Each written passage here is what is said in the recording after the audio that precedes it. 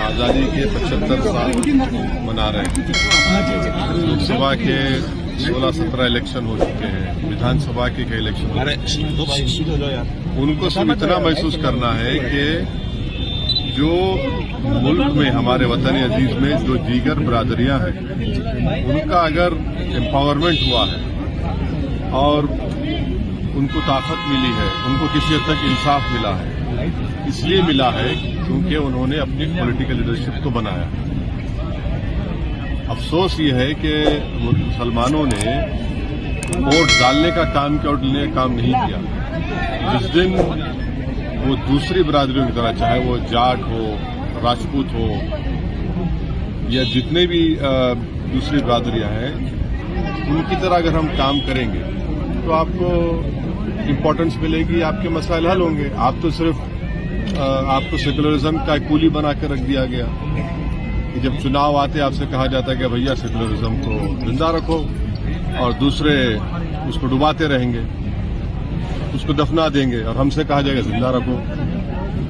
ना हर जो social, educational, economic parameters आप देख लीजिए, और इसीलिए हम लोग अपनी पार्टी की तरफ से एक महीने के अंदर हम एक रिपोर्ट तैयार करें राजस्थान के मुस्लिम्स के बारे में। हम नहीं कर रहे हैं, बल्कि हमने एक एक्सपर्ट्स को जिम्मेदारी दी है। वो खुद आकर जयपुर में मेरे ख्याल से 25 से 26 मार्च के बाद वो रिपोर्ट सामने रखेंगे। आप देख लीजिए रिपोर्ट में, फिर इसका जिम्मेदार कौन है।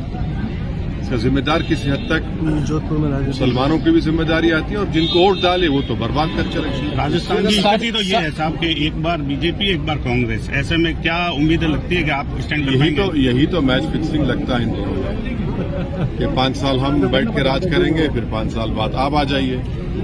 मगर इसमें खासतौर से जो अल्पसंख्यक समाज है, दलित समाज है, आदिवासी है, उनका तो बहुत बड़ा नुकसान हो रहा है।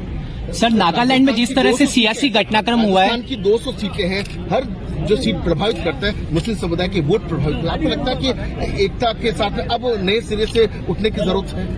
उनके ठगे जाते हैं हर बार के चुनाव में। बिल्कुल सही बोल रहा है, मैं एग्री करता हूँ, बिल्कुल सही। हर देखिए, मुस्लिम इशू कब बनता है? चुनाव से पहले। उसके बाद फिर 4.5 साल उनको भूल जाते हैं, तकलीफ उठाना पड़ता है। अब हम वो आज से आप राजनीति का नया रंग डालने जा रहे हैं।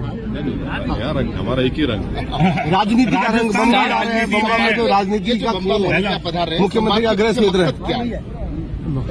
पार्टी को मजबूत करना है, पार्टी को फैलाना है, चुनाव की तैयारी करना है। आप लोग इतना ताज्जुब में क्यों हैं? सर, नागालैंड में जिस तरह से सियासी घटना बहुत जल्दी होगा। क्या इसको नजर आ रहा है? क्या इसको नजर आ रहा है सर आपको?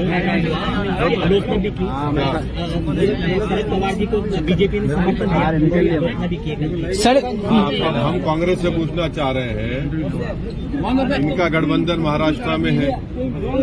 अब कांग्रेस को सेकुलरिज्म याद नहीं आता, कांग्रेस को फिरका परस्ती याद नहीं आती, कांग्रेस को बीजेपी का पूरा एजेंडा याद नहीं आता।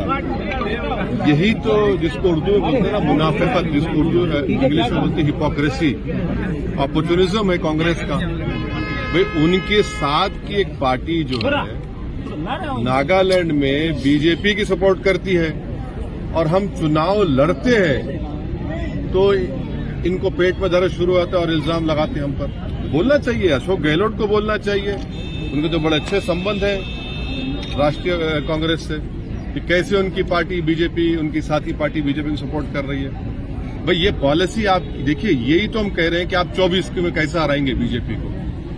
आप खुद तो भरतनाट्यम कर रहे हैं पॉलिटिक्स का। मुख्यमंत्री के गृह क्षेत्र में सेंध आज से शुरुआत हो रही है। राजस्थान के मुख्यमंत्री अशोक गहलोत का गृह क्षेत्र है, वहाँ बम्बा एक बहुत बड़ा वोट बैंक है उनका। टोंक भी गए थे हम, अभी जगह जाएंगे। लेकिन ये सब सीएम होम टाउन है यहाँ। नहीं, ये देखिए, ये जो लैंग्वेज है ना होम टाउन की, फ्यूडल है सर। ये राजस्थान का हिस्सा। 9 साल के मोदी जी के राज में क्या मुस्लिमों का मर्म और दर्द को समझा गया है? देखिए, अभी जो बजट आया है उसमें 40% बजट कम कर दिए मोदी जी माइनॉरिटी मिनिस्ट्री का। उन्होंने प्री मैट्रिक स्कॉलरशिप को, मौलाना आजाद फेलोशिप को बंद ही कर दिया।